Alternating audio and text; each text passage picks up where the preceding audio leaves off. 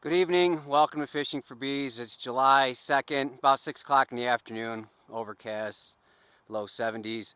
If you're new, this is my channel on swarm catching and beekeeping. Everything you see here is a swarm catch. Everything at our production yard is a swarm catch. I've never purchased a bee, purchased a queen, nothing. Everything's free.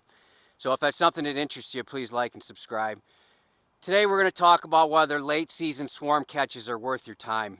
There's old sayings, I won't go over them, a swarm in June is worth whatever. I think every swarm is valuable, and I'm going to tell you why. So, are late season swarm catches worth your time and effort? If you need bees, yes. In addition to the reason of being yes, why do we do this? It's because it's fun, it keeps you engaged, it also keeps you moving, keeps you healthy. So in all those reasons right there, it's also worth to continue trying to catch these swarms. Plus, for some of us, it's a long winter, such as myself, and you'll miss this time of year when you're sitting around twiddling your thumbs waiting for swarm season to start again. So enjoy it. If you need bees, keep your traps up. I'm going to go over the reasons now why I think it's still worth it. One of the biggest reasons why a lot of people do this is because we know the survival rate on their own is 10 to 15%. Now, we're talking about viable, strong swarms also, the ones at the beginning of the season. Those are 10 to 15% survival on their own without your help. And now we're heading later into the season, so that percentage drops down to 8, 5%, less than 5%. So if you're in this to help the bees, I really think you can't go wrong at least giving it a shot. There's also a lot of other benefits that come out of it. So worst case scenario, they don't survive.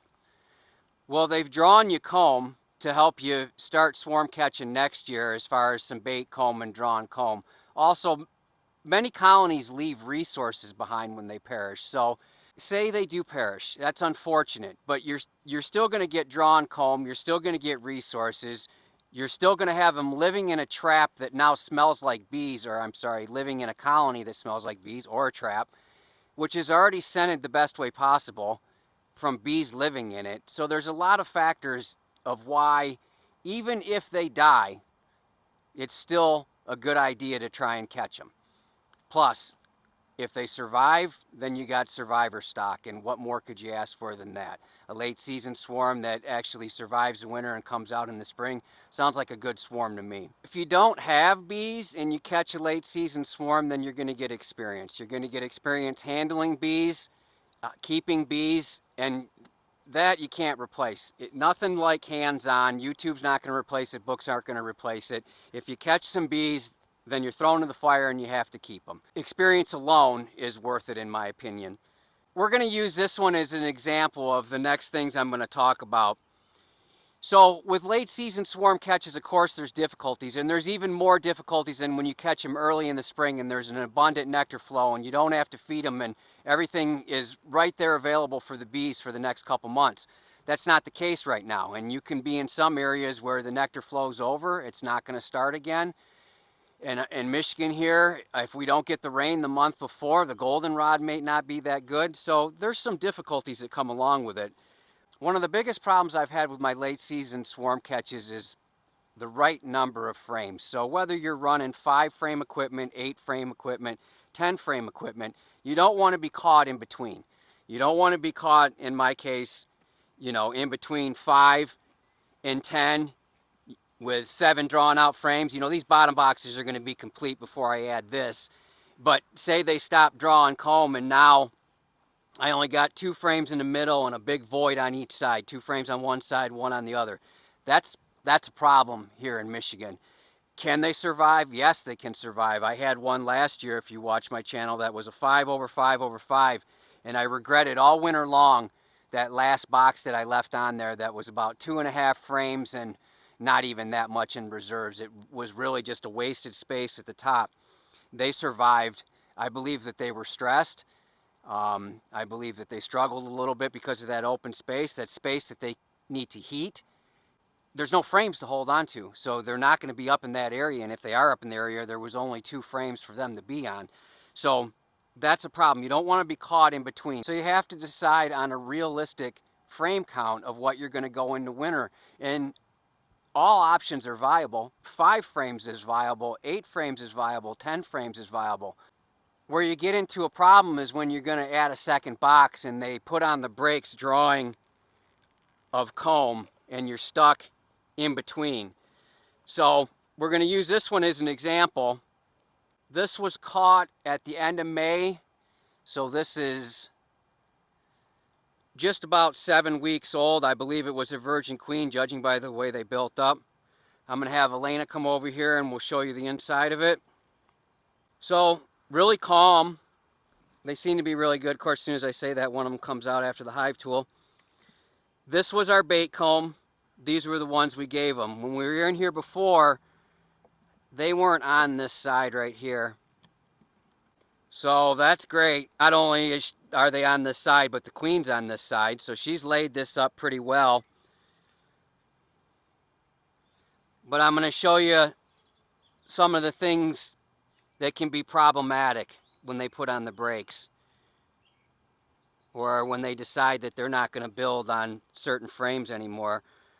We look at this one right here, and for some reason it's less drawn out than the other one. All this space is wasted space in the winter. They're not going to do anything in here, and if you got resources on one side and resources on the other and this big huge void in between, that's problematic. If they can't move around much, she can't lay. To continually lay through the winter, she's got to lay some eggs, and you're putting them in a void spot where they're not going to be able to lay eggs. They're not going to be close to resources. You hit 3 weeks in a row of super cold temperatures, they're stuck in that spot and they can't move. That's not going to be good. So that's where I'm talking about getting caught in between. Let's take a look at the next one, because we got to make some decisions here. So you would think that this would be laid up if that other one was. I'm going to have Elena come over because this is something cool right here. Here's one being born right now.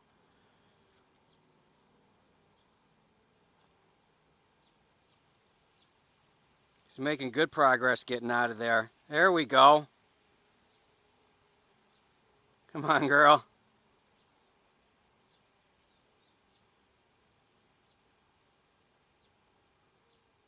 Wow.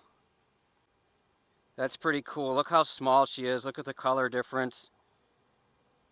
First steps. Wow. That's pretty impressive. I'm glad Elena was here. If you like Elena's work, give us a thumbs up, please. So we got some C's in these cells over here. I'm not really seeing any eggs. More bees is more mouths to feed. This colony was super light when I tipped it. And I can see right here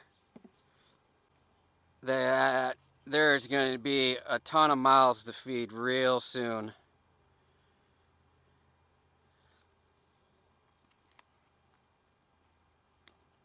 So side note, these are my starter strip frames, and I say they're delicate in the beginning, but you can see once they're established past that fishing line and been laid up a couple times with brood comb, they're solid. So this thing is going to explode in the next couple days. I'm guessing that because there's not much resources in the environment, the queen has slowed down laying. Alright, so here's a problem with the starter strips. You know, they're not perfect. I prefer them. I'll always prefer them. But you see that right there? That's going to make it difficult for them to draw on the frame next door. Come on, girl. So I try not to put too much honey on the brood below. Anything dripped on the bottom's fine.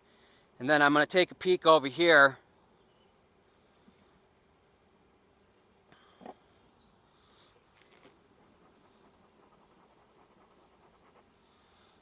And just give that one a little trim.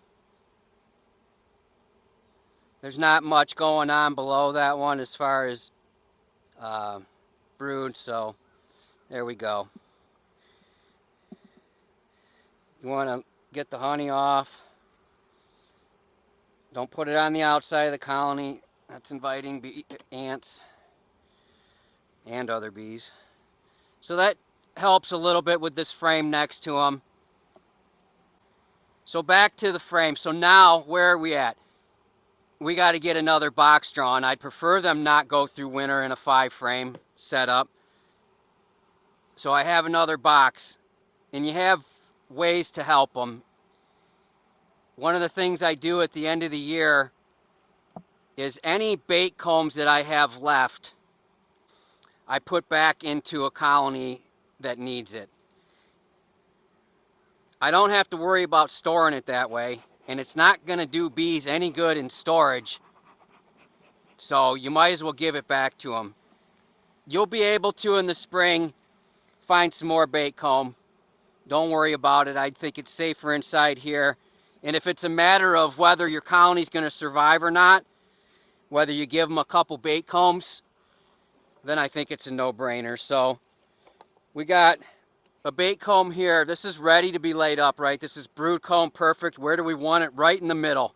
I want her to come up here, recognize this space, and start laying in it. One of the things you can do is you can take a comb from here and put it down, up and down, but they were already riled up. I'll check in a day or two to make sure that they're up here and not ignoring this. I find it hard to believe that they're going to ignore this area once this frame right here hatches out. This is a couple thousand bees right here that look like they're all going to be born within a couple days of each other. So don't get yourself caught in between. If you are trying to build them up, you got to put the sugar syrup on them 1-to-1. You got to encourage them to keep drawing. Until they stop taking it, keep giving it to them.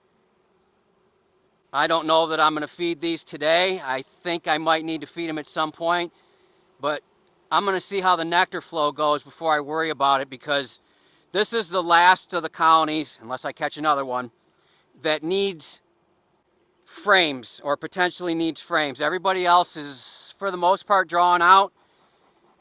So I still have 4 traps up, which means 4 bait combs. I could pack this out if I just took my traps out of the tree. So I'm not overly concerned about it. If you don't have bait comb to donate it, you need to just have a plan. Worst case scenario, they come up here and only draw out 2 frames. Then you have to decide what frames you're going to take from them. I wouldn't take anything that's brood. I would take resources, because you can hopefully feed resources back to them, but you know, you'll probably have some partially drawn frames, and most likely the 2 frames that need to go, in addition to the ones that aren't drawn out, are going to be in this top box anyways. But I think they'll be able to draw it out. I don't think there'll be a problem. I'm grateful that I'm running 5 frames and not 10 frames, or even 8 frames for that matter. It's really, really hard if you catch a swarm in July to get them to build out another 10 frames, in addition to whatever you need built out in the first one. In my catches late in the season, when I was first starting out, I had 1 bait comb and I needed them to draw out 9, and then I tried drawing out another 10, and it just simply never worked for me. They eventually petered out. They decided on their own that they weren't going to do it, or they weren't going to be able to do it, and I had to pull some frames, because I don't like running with empty space. I think running with empty space is a problem. I had someone make the comment the other day that, you know, they've successfully overwintered bees with empty space.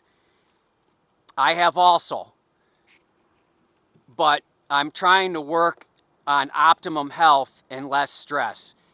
Any open space that they have to defend is stress, and any open space that they have to heat is not optimum health. They're wasting energy to heat that space that they're not even in or able to get to on the outside edges, and I don't think it's in the best interest of your bees in the winter. So plan now.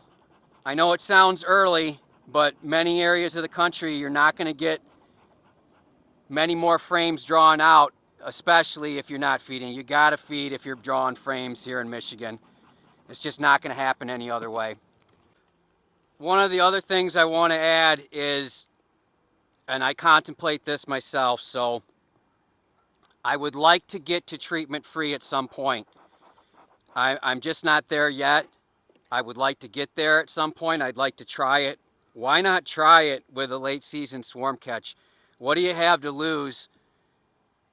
If they survive, then you have survivor stock, and you didn't treat them. So not only are they survivor stock for overwintering successfully, they're survivor stock potentially for varroa mites and other problems. So, you know, now's the opportunity to maybe dabble in treatment free, see what happens, because after all, they're free bees, and that might be something I consider if we catch another one.